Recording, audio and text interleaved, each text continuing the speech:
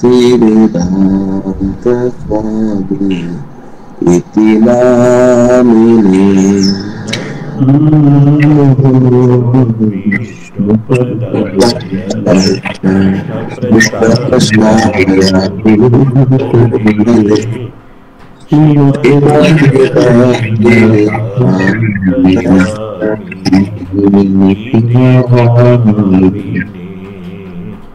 Namaste Saraswati Devi Gauravani Pracharine Nirvishesha Sunyavadi Paschatya Desatarine Saraswati Devi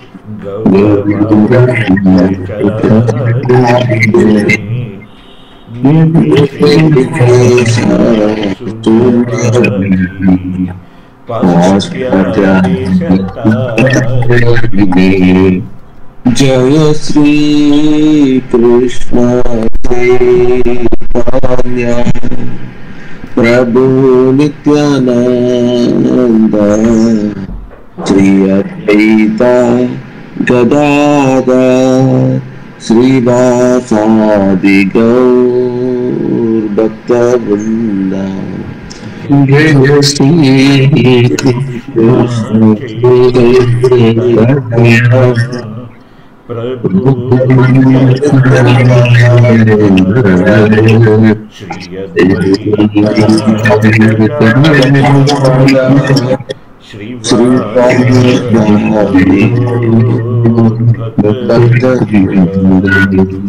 Jaya Gaur Bhakta Vrinda Jaya Gaur Bhakta Vrinda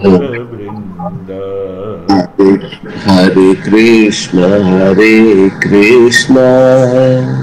Krishna Krishna Hare Hare Hare Rama Rama Rama Hare Hare Hare Krishna Krishna Krishna Hare Hare Hare Rama Rama Hare Hare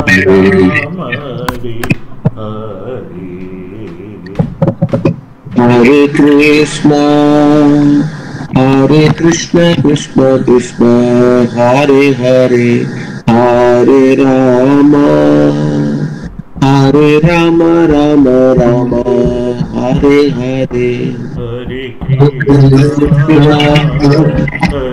Hare Krishna Krishna Krishna Hare Hare Hare Rama Rama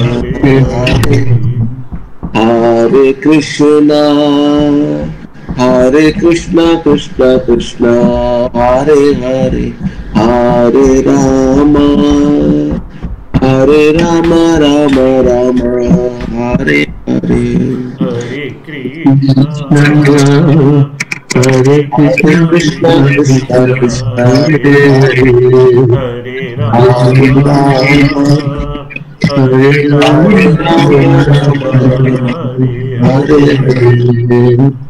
Hare Krishna Krishna Krishna Hare Hare Hare Rama Rama Rama Hare Hare Hare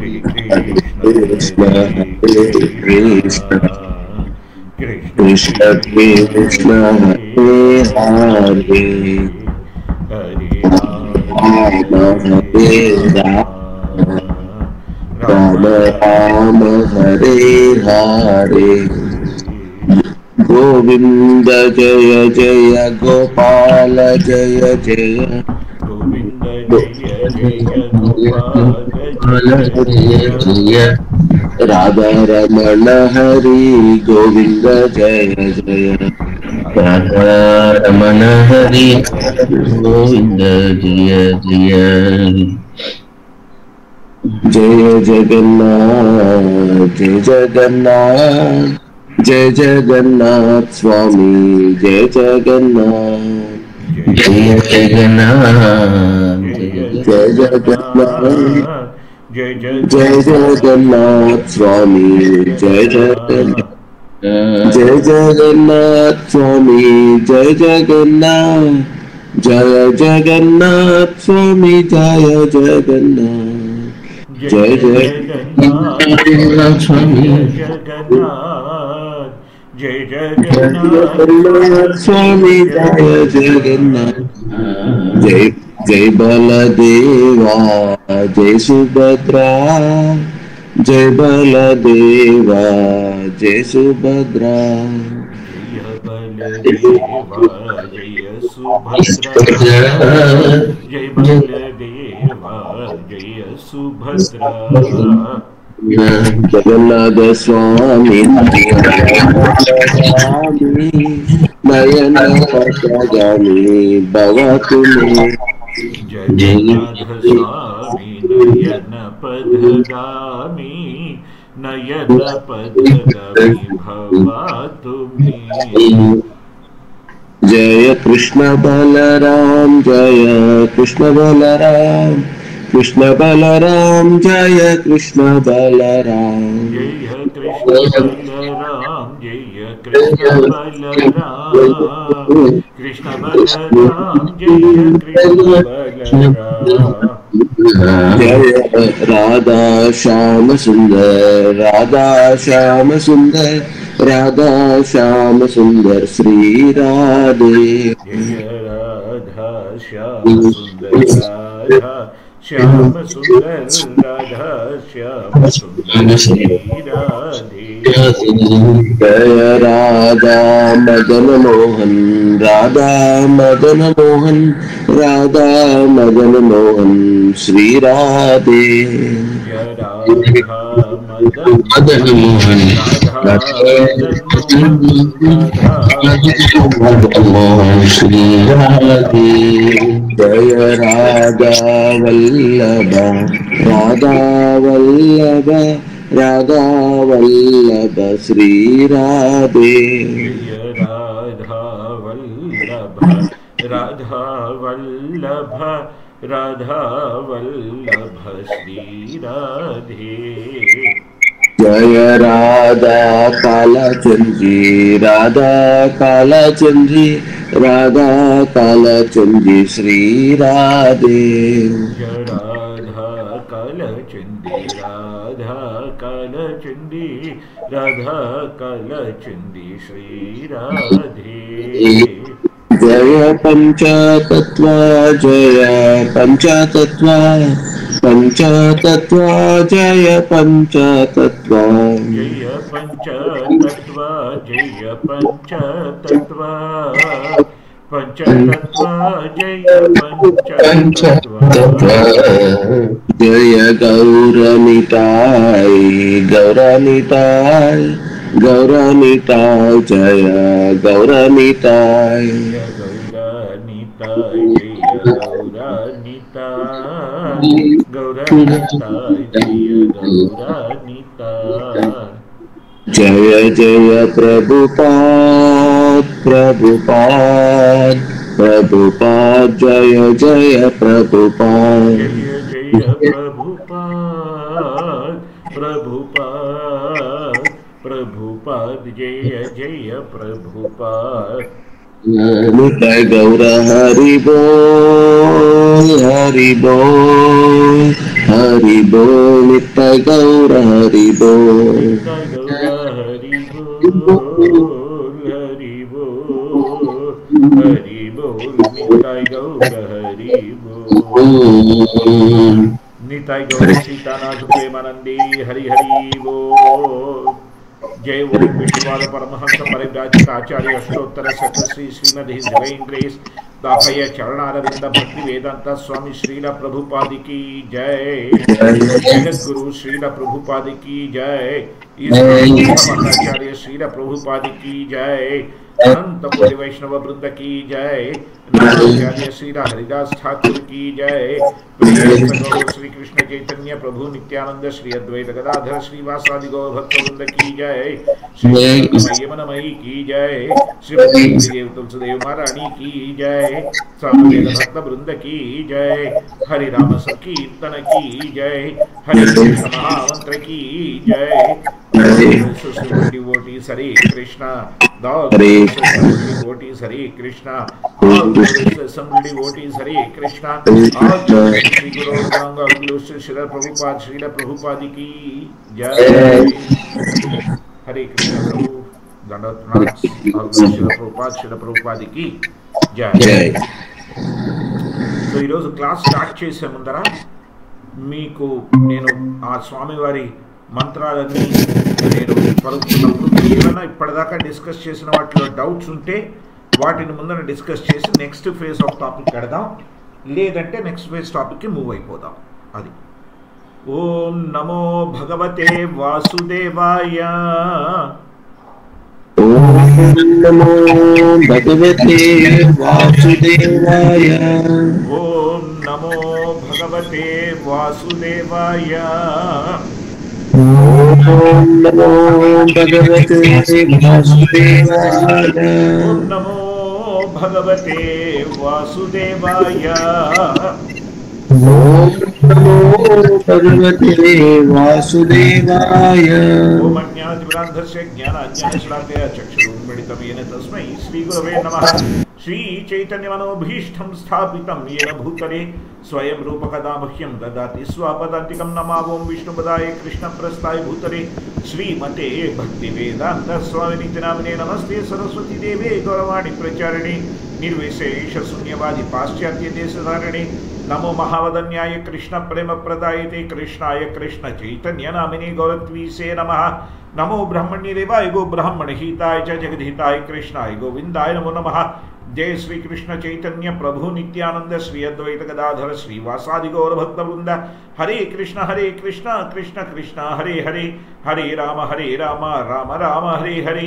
हे कृष्ण करुणा सिंधु दीनबंधो जगत्पते गोपेश गोपिका कांत राधा कांत नमोस्तुते. तप्त कांचन गौरांगी राधे वृंदावनेश्वरी वृषभानुसुते देवी प्रणमामि हरिप्रिये. वाञ्छाकल्पतरुभ्यश्च कृपा सिन्धुभ्य एव च पतितानां पावनेभ्यो वैष्णवेभ्यो नमो नमः. नारायणं नमस्कृत्यं नरं चैव नरोत्तमं देवीं सरस्वतीं व्यासं ततो जयमृदुर्येत्.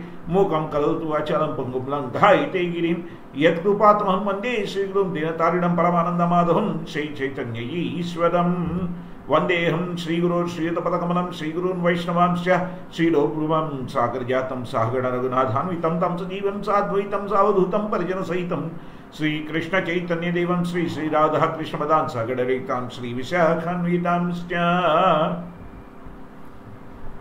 సో హరే కృష్ణ ప్రభు, హరే కృష్ణ మాతాజీ, ఇప్పటిదాకా మనం చర్చించినటువంటి విషయాల మీద ఏమన్నా ప్రశ్నలు ఉన్నాయా?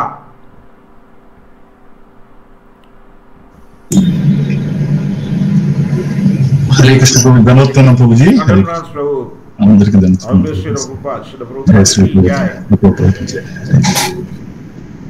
చెప్పండి ప్రభు. లేదు, ప్రశ్న ఏం లేదు ప్రభు. విష్ చేస్తున్నాను. ఎలా ఉంది ప్రభు మీకు? బాగానే ఉంది ప్రభు, మెడిసిన్స్ ఇస్తున్నారు. So age wise brain deterioration జరిగిందంటే దానివల్ల బాడీలో కొన్ని లిమిటేషన్స్ వస్తున్నాయి, లైక్ మరుపు అవి ఎక్కువ అవుతున్నాయి కూడాను. సో మొదట ఓన్లీ రైట్ బ్రెయిన్ అన్నారు, కానీ రైట్ బ్రెయిన్ సిగ్నిఫికెంట్గా ఉంది, లెఫ్ట్ బ్రెయిన్ కూడా కొంత డిటీరియరేట్ అయిందిట. సో చాలా విషయాలు మర్చిపోవడం, కొంత ఇంబ్యాలెన్స్ బాడీలో ఇలాంటివన్నీ ఉన్నాయి. సో వాటికి ఒక 3200 mg మెడికేషన్ ఇస్తున్నారు డైలీ. సో అది వేసుకుంటూ ఉంటే దాని ప్రభావాలు కొన్ని ఉన్నాయి. సో ఇలాగా, బట్ అయ్యో ప్రమాదకరం అని చెప్పేది ఏమీ లేదు. బండి నడుస్తుంది, చక్కగా అన్నీ జరుగుతున్నాయి, జస్ట్ కొంచెం స్లో డౌన్ ఉందండి.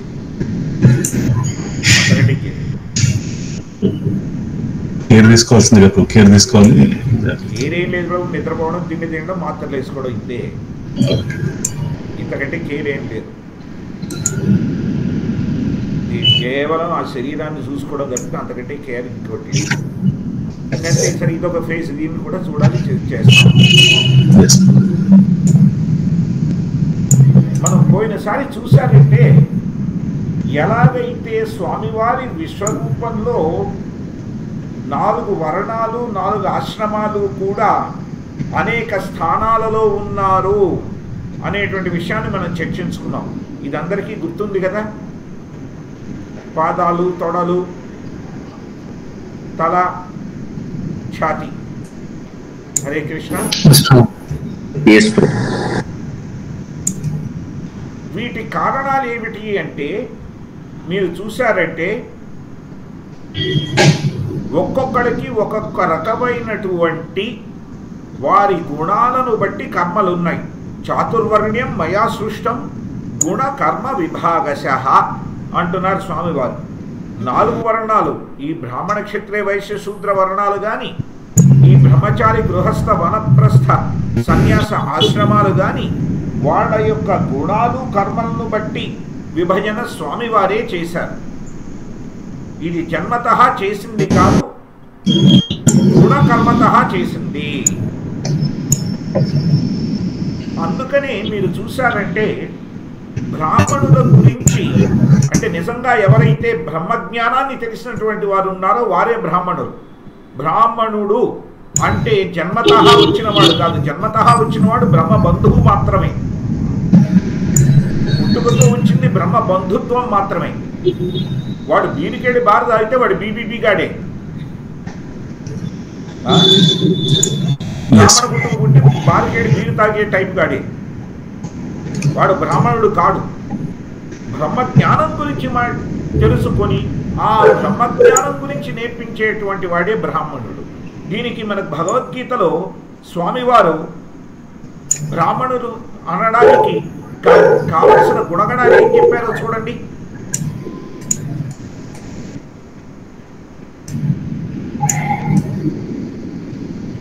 హరే కృష్ణ ప్రభు. ఒకసారి ఆ శ్లోకాలు వెతకండి, గూగుల్ మాత సహాయం తీసుకోండి.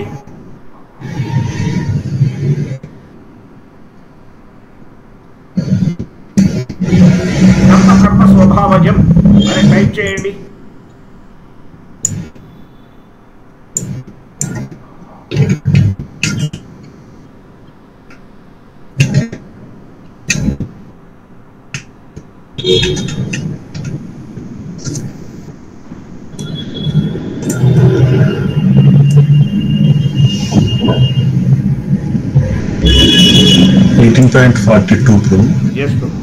దయచేసి చదవండి.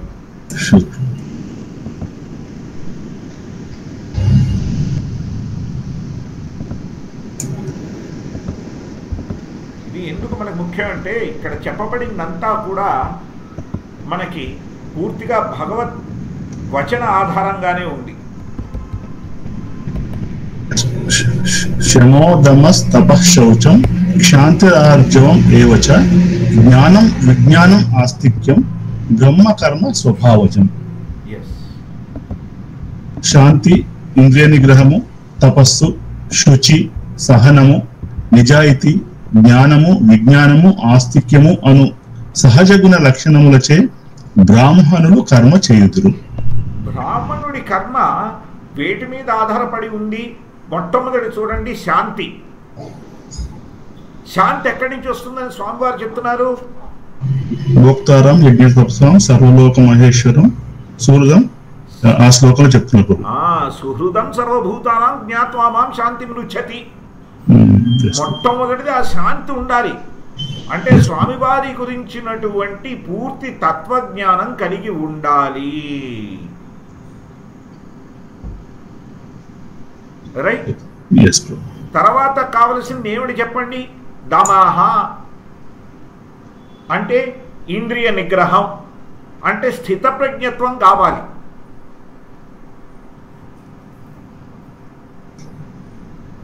స్థితప్రజ్ఞుడికి స్వామివారు సమాధానం ఏం చెప్తారు? అర్జునుడు ఏమని అడుగుతాడు? స్థితప్రజ్ఞస్య కా భాష సమాధిస్తస్య కేశవ స్థితదిః కిం ప్రభాషేత కిమాసీత వ్రజేత కిం అని అడుగుతాడు. అంటే దానికి ఫస్ట్ ఆన్సర్ స్వామివారు ఏం చెప్తారు? సెకండ్ చాప్టర్లో ప్రజాహాతి యదా కామాన్ సర్వాన్ పార్థ మనోగతాన్ ఆత్మన్యేవాత్మనా తుష్టః స్థిత ప్రజ్ఞస్తదోచ్యతే.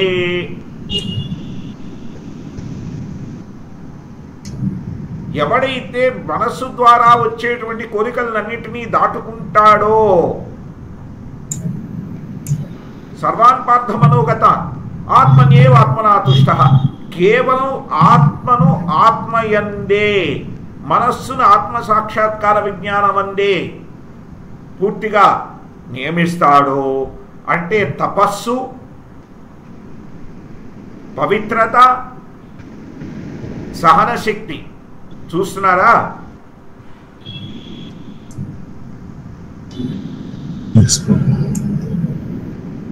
ఈ మూడు కూడా ఆ శ్లోకం నుండి వచ్చినవే. ఇక అతడు నిజాయితీపరుడై ఉండాలి, సత్యవంతుడై ఉండాలి. దీని గురించి భగవద్గీతలో స్వామివారు ఎక్కడ చెప్తున్నారు? 6వ అధ్యాయంలో చెప్తున్నారు. ఎవరైతే ఇంద్రియాల మీద వశం పెట్టుకొని ఇంద్రియార్థాలను ఆలోచిస్తాడో, 6:1లోనూ 6:2లోనూ చెప్తున్నారు, వాడు నిజంగా మోసగాడే అంటారు. అవునా కాదా? ఆ శ్లోకం అందరికీ గుర్తుందా? ఐ థింక్ 6:1 6:2 అనుకుంటాను.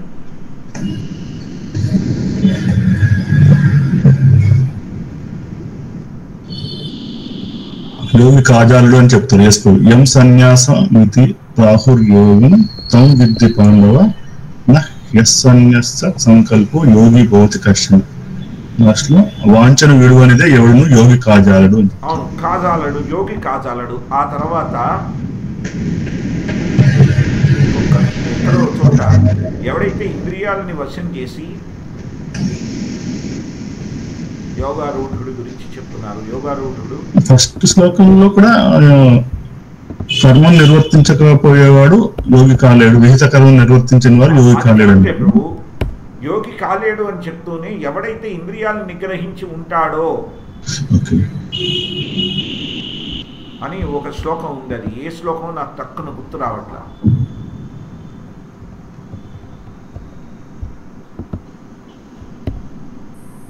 మనస్సు సాయంతో ఉండేది బుద్ధులేదాత్మ, అది కూడా వాడు నిజంగా చీటర్ అని చెప్తారు స్వామివారు.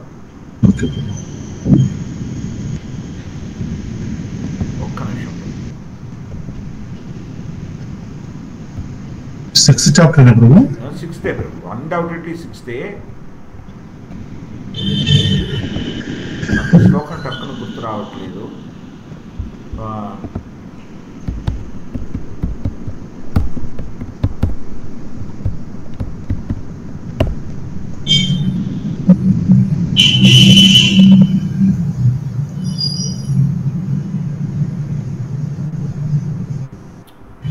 కృష్ణ స్వామివారు చీటర్ అని మాట్లాడతారు.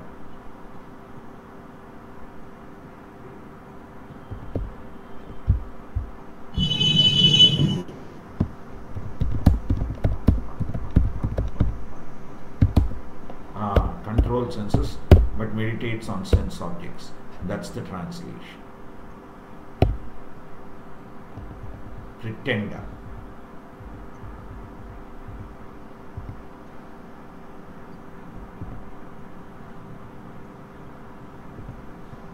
Pretender అనేది భగవద్గీతలో ఏ శ్లోకంలో చెప్తున్నారు?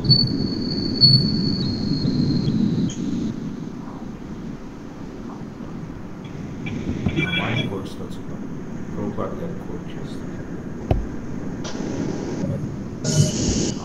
3.6 3rd chapter Vedadis.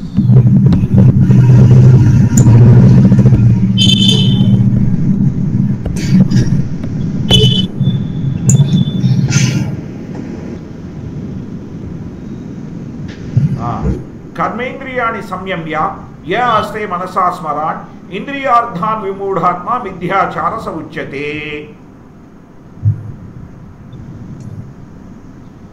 ఎవడైతే ఇంద్రియాన్ని వశంలో పెట్టుకుంటాడు కానీ ఇంద్రియార్థాల మీద ఆలోచిస్తూ ఉంటాడో వాడు మోసగాడు, మిథ్యాచారి. అలాంటి మిథ్యాచారం లేనటువంటి నిజాయితీ, ఇక్కడ నిజాయితీ చూస్తున్నారా? హరే కృష్ణ ప్రభు, హరే కృష్ణ మాతాజీ, వచ్చిందా? ఇప్పుడు జ్ఞానం, విజ్ఞానం, ఆస్తిక్యం. జ్ఞాన విజ్ఞానాల గురించి స్వామివారు ఏం చెప్తారు? మొట్టమొదటిది జ్ఞానం ఏమిటి? జన్మకర్మ చమే దివ్యం ఏవం యో వేత్తి తత్వతః. ఆయన జన్మకర్మలు దివ్యమైనవని తత్వంతో తెలుసుకోవడం జ్ఞానం కదా. విజ్ఞానం ఏమిటి? ఆచరణలో పెట్టడం. కరెక్ట్. ఎలాగా? మయాధ్యక్షేణ ప్రకృతి సూయతే సచరాచరం. స్వామివారి అధీనంలోనే ఇక్కడంతా జరుగుతోందని తెలుసుకొని ఆ ప్రకారం నడుచుకోవడం విజ్ఞానం.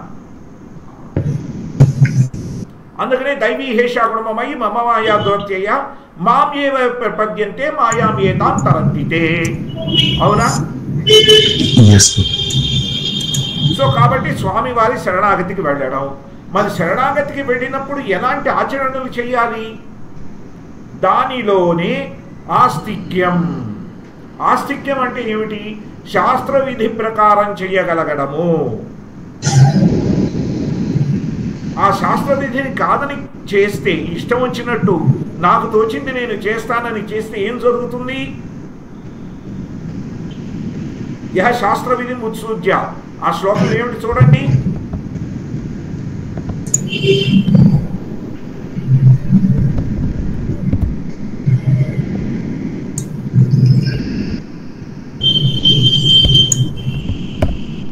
यह शास्त्र विधि मुत्सृज्य वर्तते कामकारताः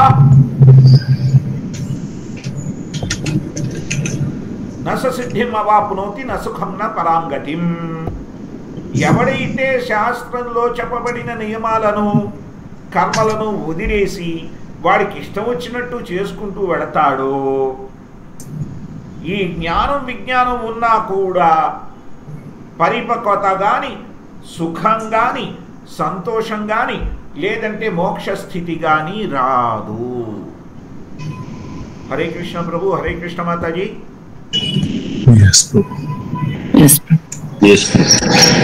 కాబట్టి బ్రాహ్మణుడు అనేటువంటిది కావాలంటే ఈ తత్వజ్ఞానంతో పాటు ఆచరణ కూడా దానికి తగ్గట్టు ఉండాలి. చెప్పేది ఒకటి చేసేది ఒకటిగా ఉండకూడదు. అప్పుడే నిజంగా బ్రహ్మతత్వాన్ని ఎరిగి బ్రాహ్మణుడైనట్టు లెక్క.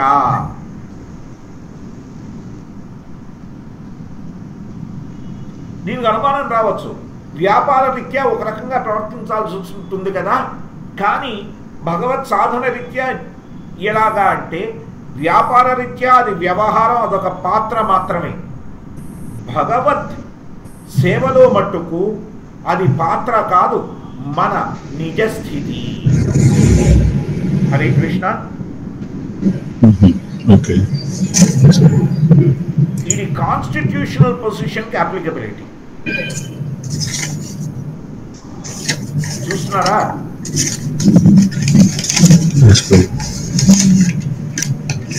నాటకంలో ఒక పోలీస్ దొంగ రోల్ ప్లే చేస్తే దొంగలాగే నటించాలి. పోలీసులా నటిస్తే ప్రయోజనం లేదు కదా. అది ఇక్కడ మనం తెలుసుకోవాల్సిన తేడా. హరే కృష్ణ.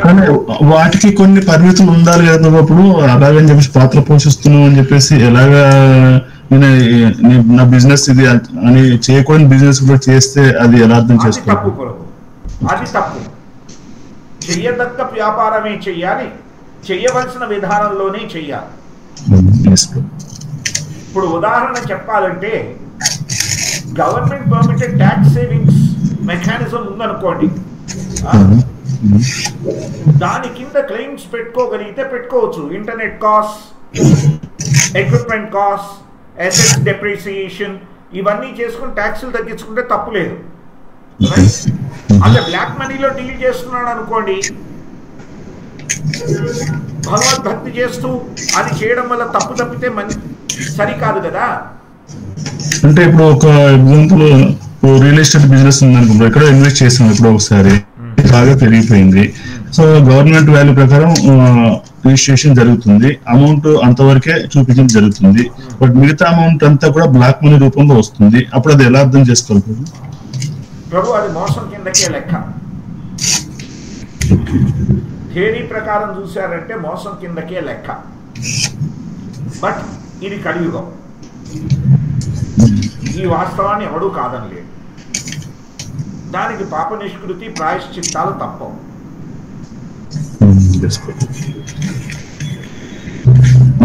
ఈవెన్ సాధనలో ఉన్న వాళ్ళు కూడా ఇన్వెస్ట్ చేస్తుంటారు కదా. నేనే ఉన్నాను, నేను కూడా ఇన్వెస్ట్ చేశాను, ఎవరు తేడా లేదు. రైట్, అందులో అది తప్పకుండా శాస్త్ర ప్రకారం చూస్తే అది పాపమే. గవర్నమెంట్ నియమాలకు వ్యతిరేకంగా చేయడమే అవుతుంది చెప్పుకోవడం. ఎందుకంటే శారీరక ధర్మం ఉంది, జైవ ధర్మం ఉంది కదా. ఇది శారీరక ధర్మ ఉల్లంఘన. కానీ కలి ప్రభావం,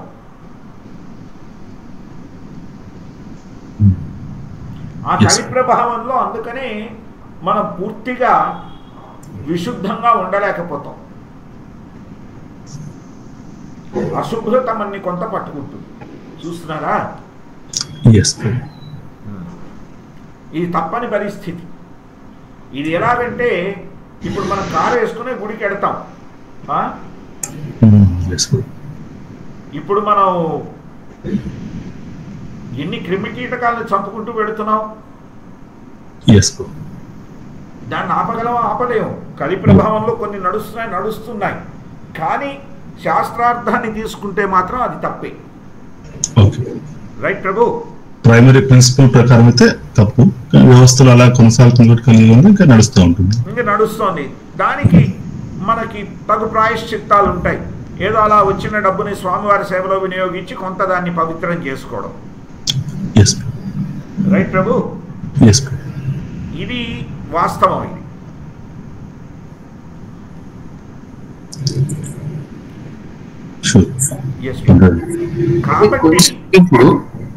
కాబట్టి కొంత అన్నప్పుడు ఏంటి ప్రభు? దానికి డెఫినేషన్ ఏంటి ప్రభు? దానికి డెఫినేషన్ లేదు. ఎవరి దీన్ని బట్టి వారిది. దానికి డెఫినేషన్ కష్టం ప్రభు. ఎందుకంటే మనిషి అవసరము, ఆశ, అత్యాశలు అనేవి ఏ మనిషికి వాళ్ళకు ఉంటాయి. అవసరానికి, ఆశకి, అత్యాశకి డెఫినేషన్లు కష్టం. ఇండివిజువల్గా ఎవరికి వాళ్ళు అంతర్మదనం చేసుకుని చూడాలి. ప్రభుపాద గారి డెఫినేషన్ చూసారంటే నీకు వచ్చిన దాంట్లో 50% స్వామివారి సేవకు వాడు. రైట్? ఇప్పుడు మీరు బ్లాక్ మనీలో 50% డొనేషన్ ఇచ్చారనుకోండి, వాళ్ళు రిసీట్ కట్ చేస్తే మీరే జైలుకి ఎడతారు. అవునా? 2 లక్షల కంటే క్యాష్ ఇవ్వకూడదు ఎప్పుడైనా సంవత్సర కాలంలో. 2 కోట్లు ఇచ్చామనుకోండి,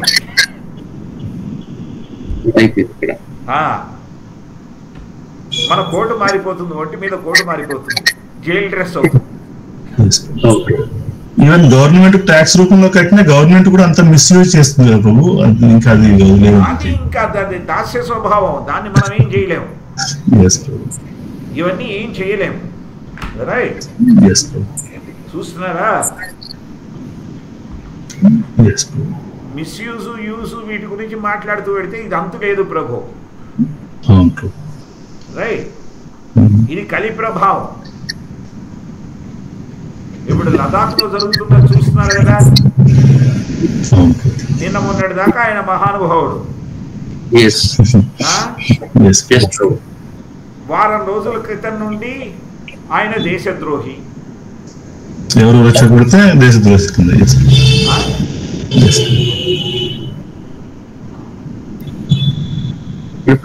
కంప్లీట్ గా యాజ్ ఆఫ్ న్యూస్ దేశద్రోహి కదా ప్రభు. కాదు ఇది. ఇది ప్రస్తుత యుగధర్మం అయిపోయింది. నాకు శక్తి ఉంది, నన్ను అనుసరిస్తే నువ్వు మంచివాడివి, అనుసరించకపోతే చెడ్డవాడివి. చూస్తున్నారా?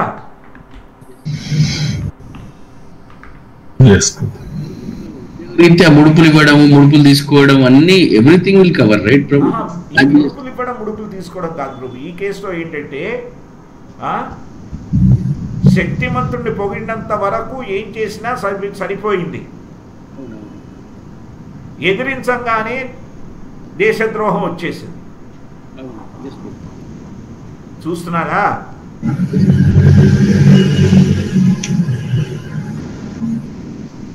రాజు తలుచుకుంటే దెబ్బలకు కొదవా. హరే కృష్ణ. ఇది వాస్తవం. ఇది కాబట్టి ఇబ్బందులు ఉన్నాయి. కాబట్టి ముడుపులు ఇవ్వడం, ముడుపులు పుచ్చుకోవడాలు ఇవన్నీ కూడా పాపాలే. రైట్. కాబట్టి ఇక్కడ నెక్స్ట్ క్షత్రియుల గురించి మాట్లాడుతున్నారు. క్షత్రియ ధర్మం ఏమంటున్నారు?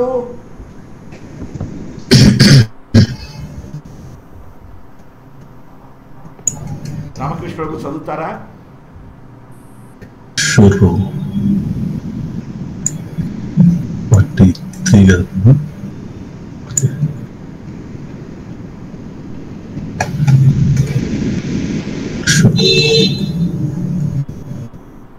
శౌర్యం తేజో ధృతిరుద్రాక్షం యుద్ధే చాప్య పలాయనం దానం ఈశ్వర భావశ్చ క్షాత్రం కర్మ స్వభావజం.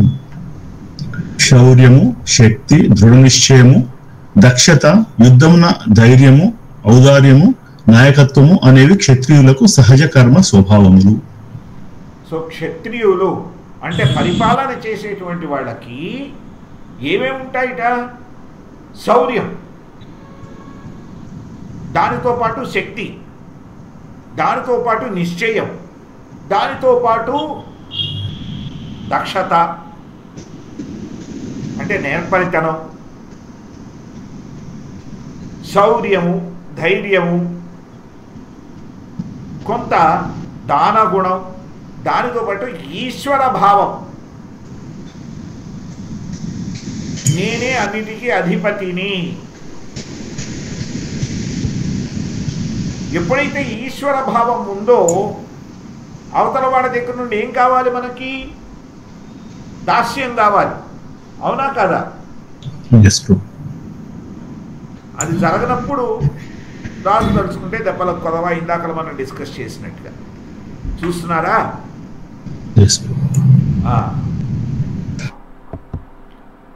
ఇక వైశ్యులు, వారి గురించి ఏం చెప్పబడింది చూడండి. కృషి, గోరక్ష, వాణిజ్యం, వైశ్య కర్మ స్వభావజం, పరిచార్యాత్మకం కర్మ శూద్రశ్యాపి స్వభావజం.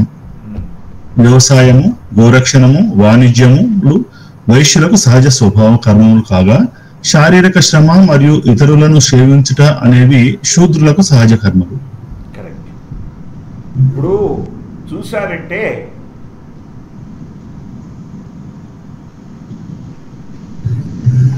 రైతు కర్మ, గోరక్ష, వాణిజ్యము, వ్యాపారం.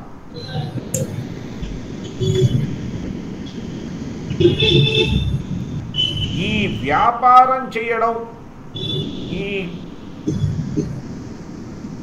పొలం చూసుకోవడం, గోరక్ష చేయడం, ఇది వైశ్యకర్మం. ఇంకొకరికి సేవ చేయడం శూద్రకర్మం. అందుకనే కలియుగంలో చాలా మంది ఇంకొకళ్ళ కోసమే పనిచేస్తారు కదా. అందుకనే కలవు శూద్ర సంభవాహ అన్నారు. కలిలో పుట్టుకే శూద్ర స్వభావంతో జరుగుతోంది.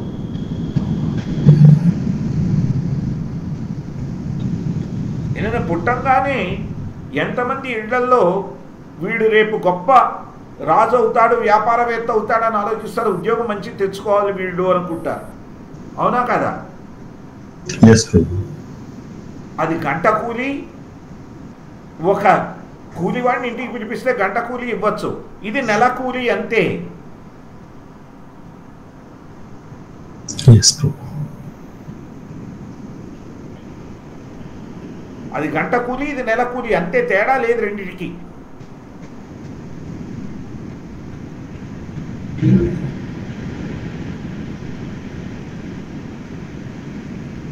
కాబట్టి ఈ విభజనలు గుణాలు కర్మలను బట్టి చేయబడినవి కదా. అందుకని ఇక్కడ మీరు చూశారంటే మనకేం చెప్తున్నారంటే ఇవన్నీ కూడా బ్రాహ్మణులు విజ్ఞాన ప్రదానం చేస్తున్నారు కాబట్టి వారు తల నుండి వచ్చారు. శబ్దబ్రహ్మాన్ని చెప్పాలి కాబట్టి. ఆ శబ్దబ్రహ్మాన్ని చెప్పని పక్షంలో బ్రాహ్మణుడయ్యేటువంటి అర్హత లేదు. చూస్తున్నారా?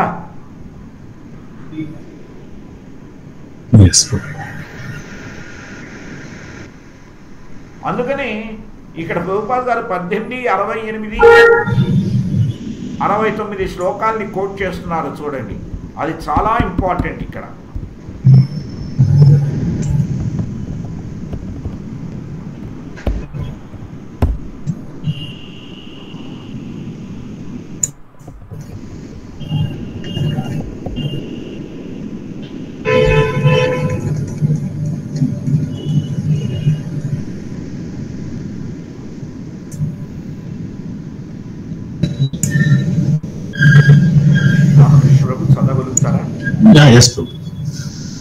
ఇదం పరమం గుహ్యం మద్భక్తేష్వభిధాస్యతి భక్తిం మయి పరాం కృత్వా మామే వైష్యత్య సంశయః.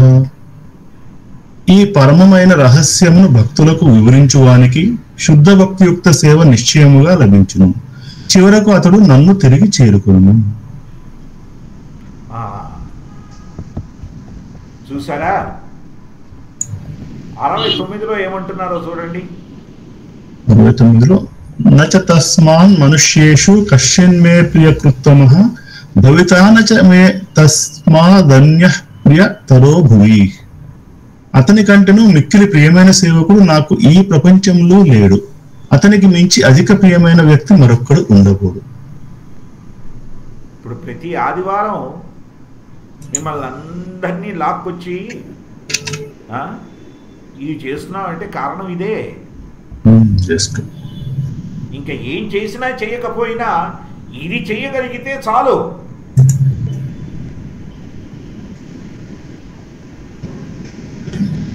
చూస్తున్నారు కదా?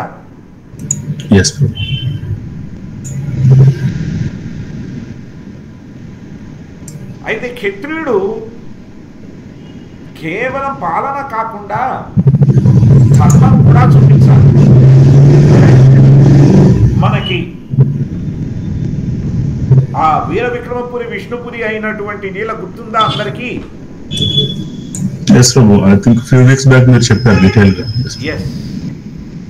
భక్తులందరికీ గుర్తుందా అది? శ్రీనివాసాచార్యుల వారు వెళ్ళడం, రాజు దొంగతనం చేయించడం. హరే కృష్ణ. అందులో రాజు ఏం చేస్తున్నాడు? మోసం చేస్తున్నాడు, జనాన్ని మాయలోకి నెట్టేస్తున్నాడు. చివరికి శ్రీనివాసాచార్య వారి ప్రభావంతో అతను వాడికి మార్గదర్శనం చేసి ఆ వీర విక్రమపురి విష్ణుపురి అయిపోయింది. అవునా కదా?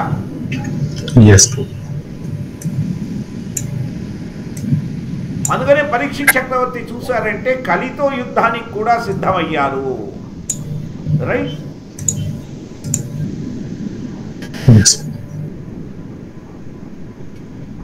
అది క్షత్రుడి యొక్క స్వభావం.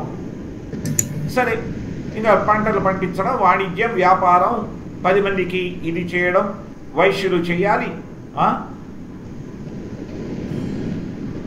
వారికి ఏమిటయ్యా అంటే ఈ వివిధ వర్ణాలు ఎందుకయ్యా అంటే వర్ణాశ్రమ ఆచారవత పురుషేణ పరఃపుమాన్ విష్ణోరారాధ్యతే పంథాః. వారి వారి గుణకర్మలను బట్టి స్వామివారిని పూర్తిగా సేవిస్తూ ఉంటే అప్పుడు పరిపక్వత చెందేటువంటి అవకాశం ఉంది.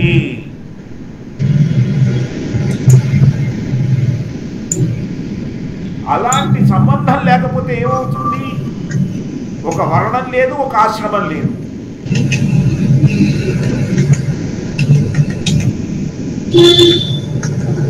అందుకని మనకి భాగవతంలో ఏమని చెప్తారు? స్వావిద్వరాహోష్రఖరైః సంస్థుతః పురుషః పశుః అంటే ఏమిటి అర్థం చెప్పండి? స్వావిద్వరాహ ఉష్ట్రఖరైః సంస్థుతః పురుషః పశుః. ఇది సెర్చ్ చేయండి గూగుల్లో.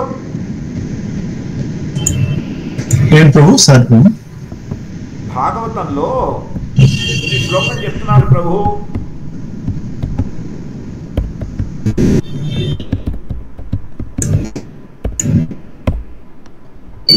స్వావిద్వరాహోష్ఠకరైః సంస్థుతః పురుషః పశుః.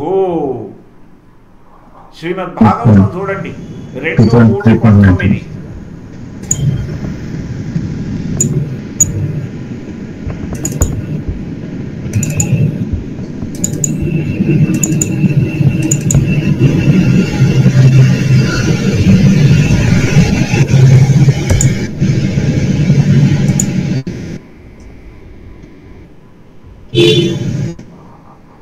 చూడండి ఇక్కడ స్వావిద్వరాహోష్ఠకరైః సంస్థుతః పురుషః పశుః న యత్కర్ణపథోపేటో జాతు నామ గదాగ్రజః.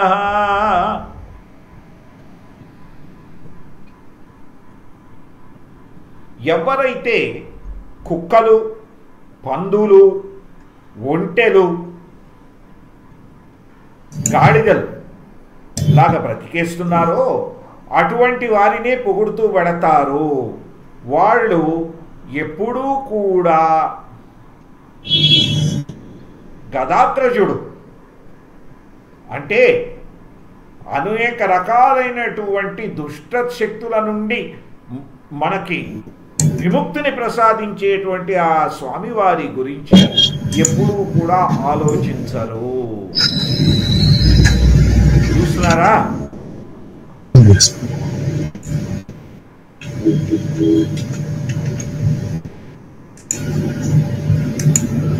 అంటే స్వామివారి గుణ సంకీర్తన చేయకపోతే ఇంకొకళ్ళు ఎవరినో మెచ్చుకుంటాం. ప్రతి ఒక్కడికి ఇంకొకళ్ళని ఫాలో అవ్వడం అనేటువంటి అవకాశం అనేటువంటి ప్రవర్తన ఉంటుంది కదా.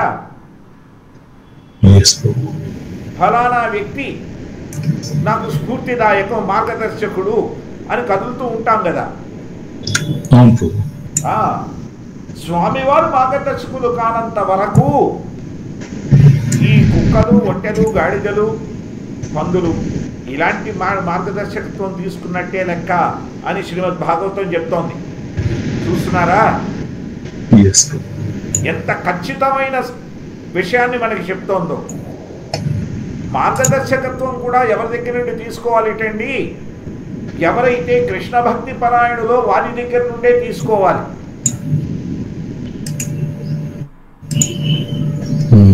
హరే కృష్ణ.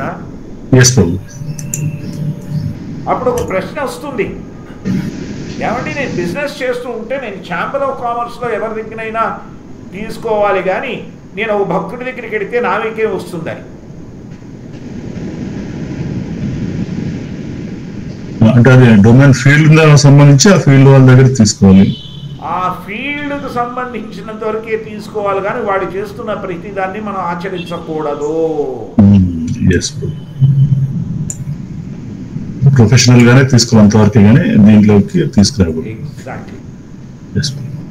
ఎస్ ప్రభు. ఎస్ ప్రభు. అది తేడా ఇక్కడ మనం గుర్తించాల్సింది. శాస్త్రం చెప్పేటువంటి విషయాన్ని ఏది అప్లికబుల్, ఏది నాట్ అప్లికబుల్ అనేది మనం చూసుకోవాలి. ఆచరణ యోగ్యం కానిది, ఆచరణ యోగ్యం అయినది.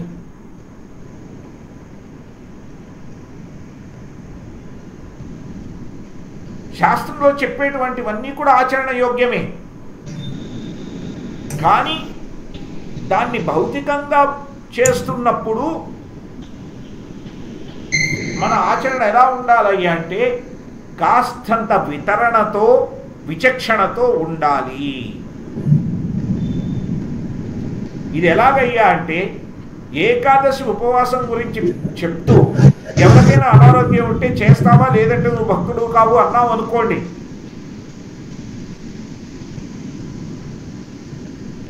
అది బుద్ధిమతం అవుతుందా? కాదు ప్రభు. మరి ఆ విచక్షణ ఎక్కడ ఏది ఎలా ఎప్పుడు ఎవరికి ఏం చెప్పాలి అనేటువంటి విచక్షణ కలిగి ఉండాలి కూడాను.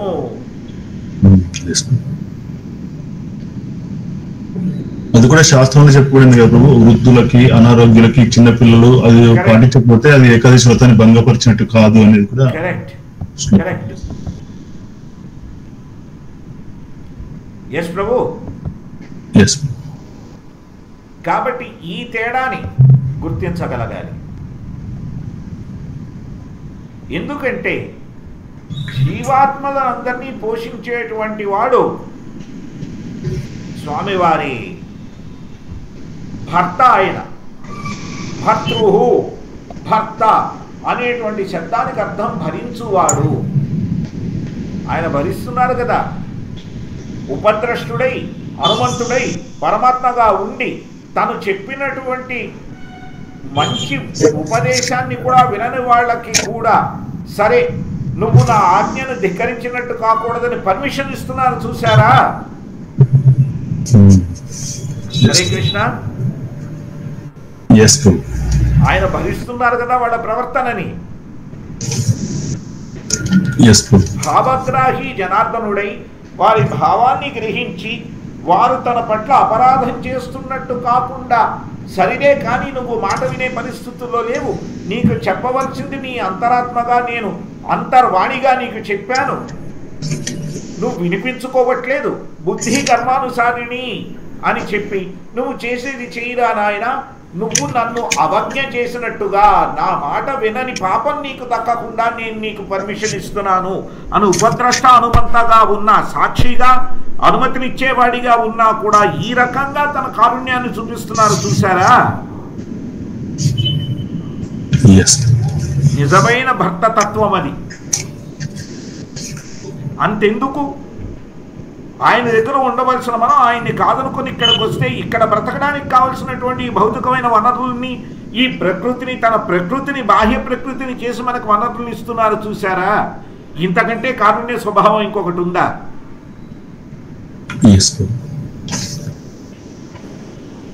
కాబట్టి ఆయన నిత్య భర్త, నిత్యనాథుడు, ఆయన పోషకుడు, రక్షకుడు,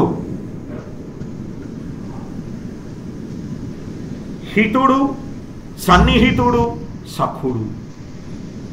హితుడై సన్నిహితుడై పరమాత్మ రూపంలో మనతో పాటు మన హృదయంలో ఉన్నారు ఆయన. సఖుడు అనేటువంటి విషయాన్ని మనం మర్చిపోతున్నాము. అందుకనే మనకి శాస్త్రంలో తల తిప్పి చూడండిరా నాయన అని చెప్తున్నారు.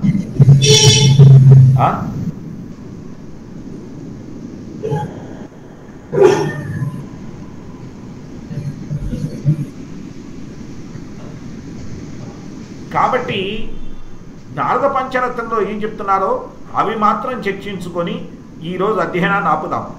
ఏవం క్రియా యోగ పదై పుమాన్ వైదిక తాంత్రికై అర్చన్నుభయత సిద్ధిం మత్తో వింధ్యత భీష్టితా సురక్షే విహితా శాస్త్రే హరిముద్దిశ్య యా క్రియా సైవ భక్తిరతి ప్రోక్తా తయా భక్తి పరా భవేత్. ఏమంటున్నారు ఇక్కడ? ఈ ప్రకారం గుణకర్మలకు అనుసారంగా స్వామివారి సేవ చేస్తూ వెళ్ళాలి సుమా. వైదిక గ్రంథాలలో చెప్పబడినటువంటి నీతి నియమాల ప్రకారము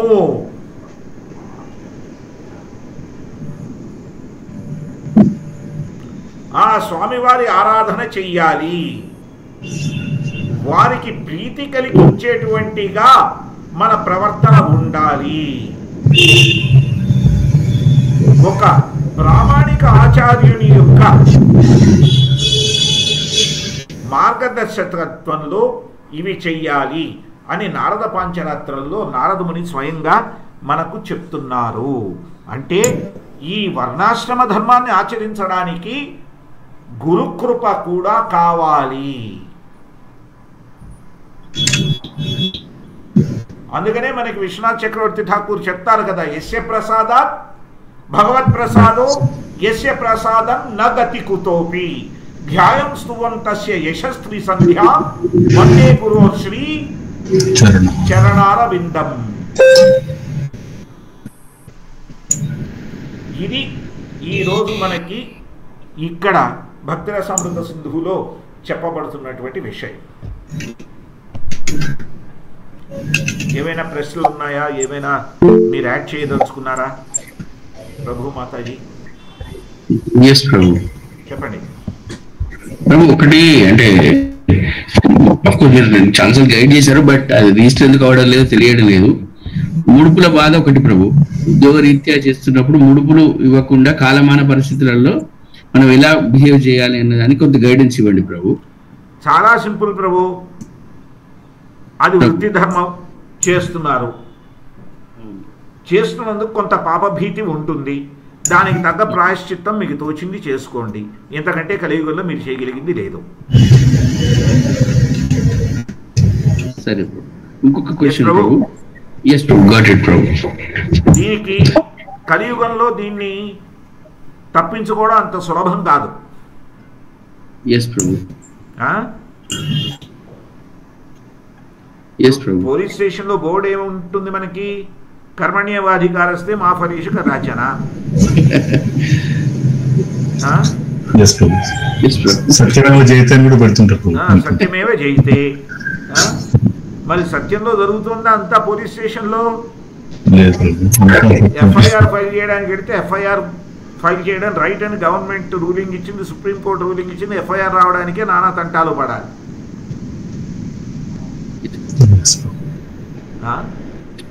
కాబట్టి కలియుగం బోర్డులు ఉంటాయి. ఆ బోర్డులు కూడా మర్చిపోయేంత బోర్డం కూడా జనాలకుండి మిగిలినవన్నీ జరుగుతున్నాయి.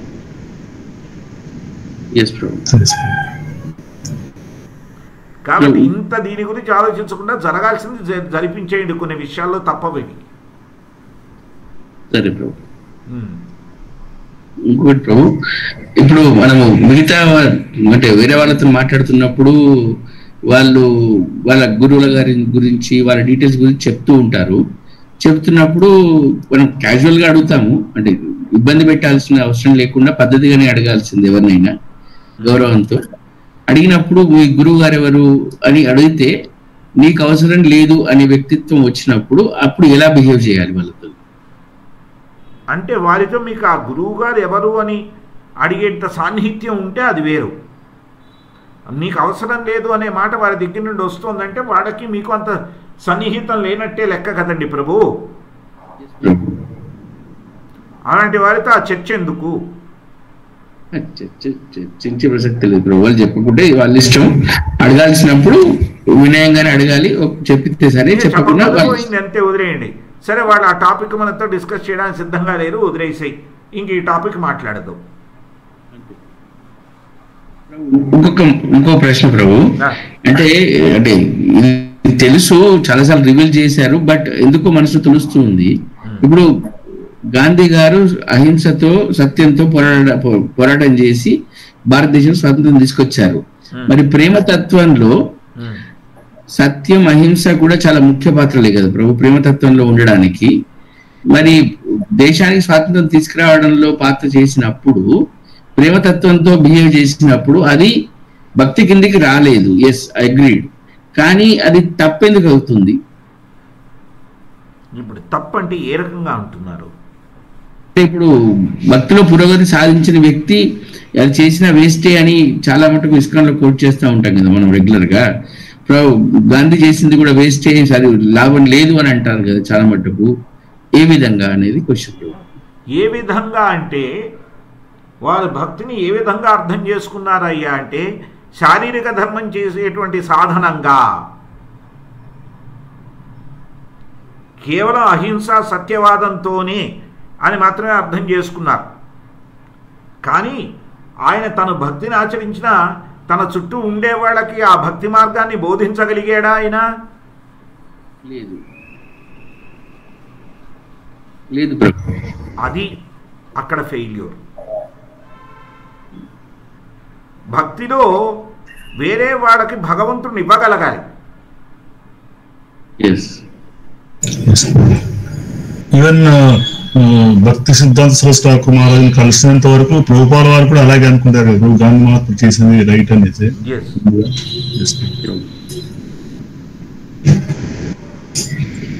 కాబట్టి ఇక్కడ ముఖ్యమైన విషయం ఏమిటంటే భక్తి ఉన్నా అది శాస్త్ర విధి ప్రకారం చేయకపోవడం.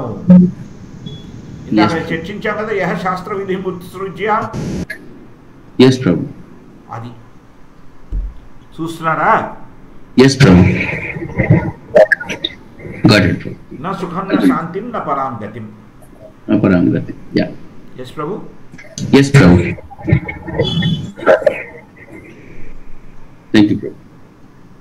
థ్యాంక్స్ ప్రభు.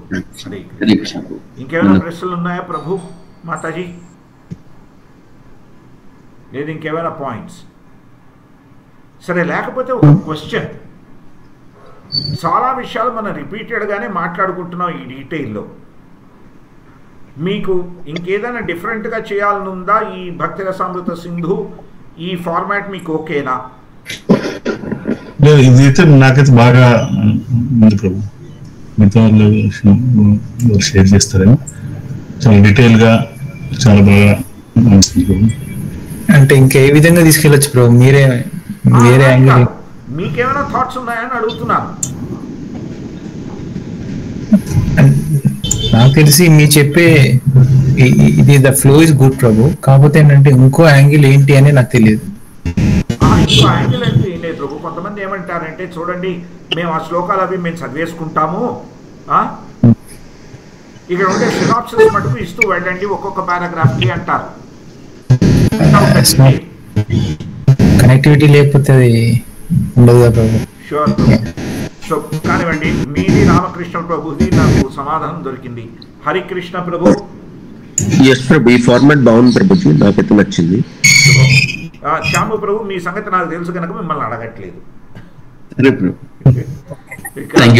ఇక రామామాతాజీని అడగక్కర్లేదు. ఆవిడ రామకృష్ణ ప్రభు ఎప్పుడు ఒకే మాట మీద ఉంటారు కాబట్టి. హరే కృష్ణ. అజయ్ ప్రభు ఉన్నారా ఈరోజు?